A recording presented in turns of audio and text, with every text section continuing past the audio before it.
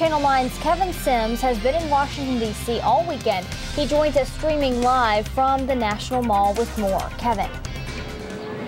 Well, good evening, Latricia. I just stepped out of that meeting between Senator Bob Corker and Officer Lauren Johnson this afternoon. We'll have more on that meeting coming up tonight at 6 o'clock. But first, the whole reason while Officer Johnson and about 24 other Chattanooga officers are in D.C. in the first place. It is Police Week, and they're here to honor one of their own. Chattanooga police officer Daniel Jones seems to be swimming upstream, an officer on a mission to find his friend, or at least his friend's name. Sergeant James T. Chapin was added to the wall, panel 20W, line 28, not long ago.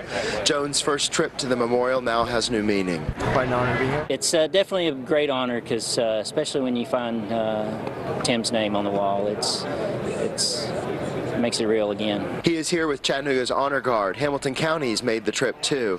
They will take turns escorting fallen officers' families to their seats. And that's why we're here, to honor those folks and to see the families and make them know that they're a part of one big family.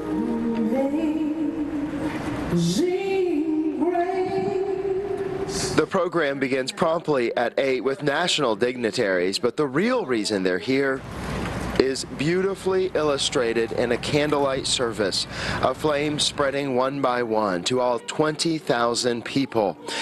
Then the thin blue line cuts through the crowd, a symbol of the sacrifices officers make, made painfully real by reading the 362 officers added this year, including Chattanooga's hero. James Timothy Chapin, April 2nd, 2011. And after the service, in a quiet corner of the memorial, we find Chapin's friends with their own tribute. Has everybody signed it? A blue door signed and stood against a tree, symbolizing when they'll see him again. Tim was a good friend. He was a good guy. He was a great cop. It's kind of ironic that he started his career in law enforcement here in Washington, D.C.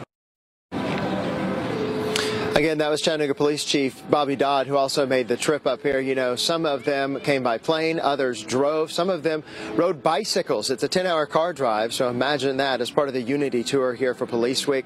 Also, Sergeant Chapin's wife, 2 children, and his parents were in D.C. as well. Our live coverage continues tonight, coming up at 6 o'clock. But for now, streaming live from Washington, D.C., I'm Kevin Sims, News Channel 9. All right, Kevin, we will see you again at 6.